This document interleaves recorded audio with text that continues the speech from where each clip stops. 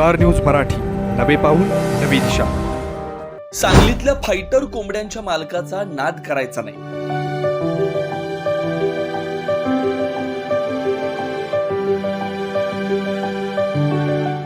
कृष्णा नदी पात्रात कोंबड्यांच्या जोडीचा पोहण्याचा सराव.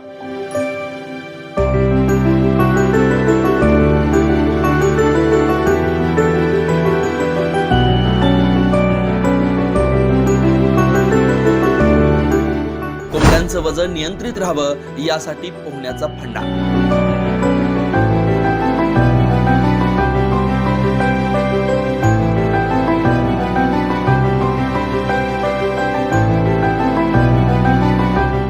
आठवड्यातून किमान 2 वेळा कोंबड्यांचा घेतला जातो पोहण्याचा सराव.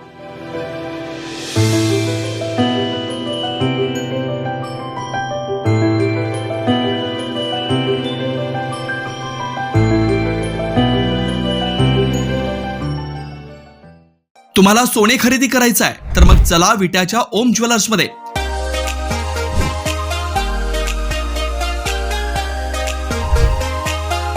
विट्यातील प्रथम सोन्याचे 100% BIS 916 hallmark jewellery showroom. HUID प्रमाणित सर्व दागिने ग्राहकांसाठी सुवर्ण संच योजनाही सुरू. तर मग एक वेळ अवश्य भेट द्या. आमचा पत्ता ओम ज्वेलर्स, सराफपेठ, बँक ऑफ महाराष्ट्र समोर विटा. श्री भगवान ढमाले गार्डीकर, डॉक्टर विशाल शिंदे मोराळे. SS कम्युनिकेशन द्वारा संचलित द मोबाईल स्पेस घेऊन येत आहे धमाका ऑफर्स. आयफोन सह सर्व प्रकारच्या नामवंत कंपन्यांचे अँड्रॉइड फोन खरेदी करा आणि प्रत्येक मोबाईल खरेदीवर मिळवा हमखास भेटवस्तू आणि सोबत मिळवा 2 वर्षांची वॉरंटी. एवढंच नव्हे तर ब्रँडेड मोबाईलवर 30% डिस्काउंट, ॲक्सेसरीजवर तब्बल 70% मोठा डिस्काउंट. शिवाय आमच्याकडे अत्याधुनिक पद्धतीनं मोबाईल दुरुस्ती देखील उपलब्ध.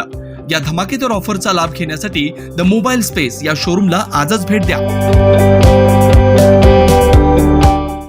नदीमध्ये कोंबडे पोहण्याचा सराव करत असलेलं तुम्ही कधी बघितलंय का?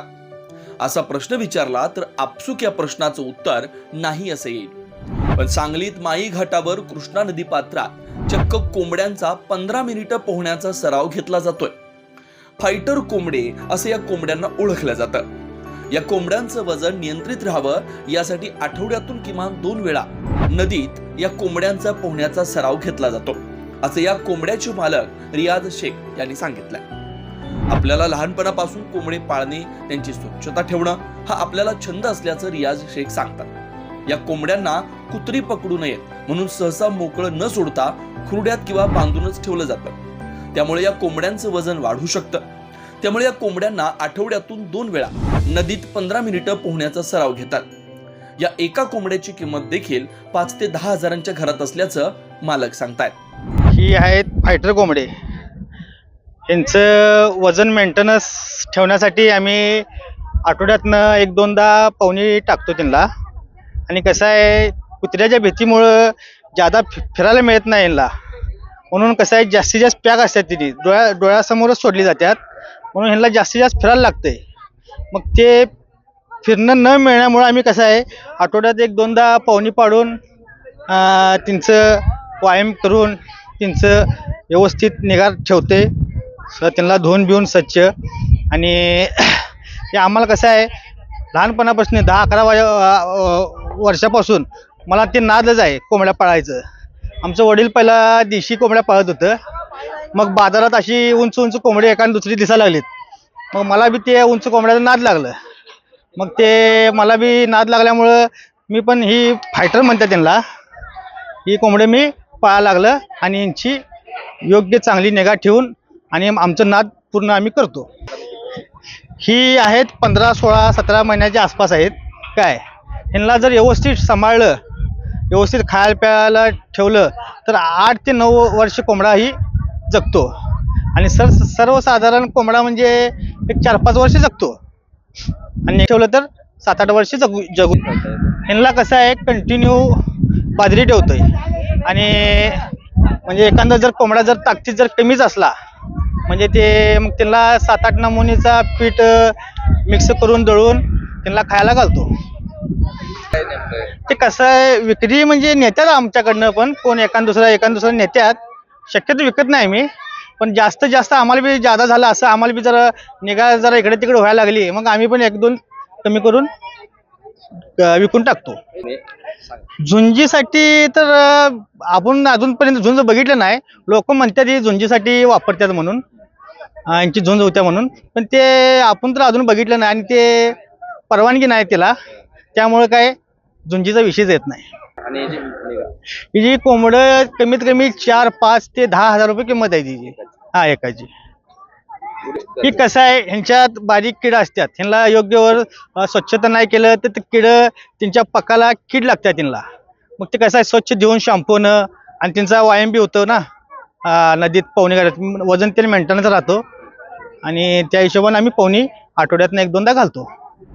नमस्कार, मी सतीश दुधाळ. गेली 25 ते 30 वर्ष झालं सातत्याने सकाळी 2 तास व संध्याकाळी 2 तास नदी स्वच्छतेचा अभियान राबवतोय. आणि दिवसभर मी गणपतीपेठेत हामळीचं काम करून, प्लस हे आपल्या सांगलीसाठी काहीतरी एक निसर्गाने दिलेली देणगी आहे कृष्णा नदी. आम्ही सांगलीकर व सांगलीतील सर्व रहिवासी, बाहेरगावून येणारे सर्व पर्यटक नदी आवर्जून बघायला येतात.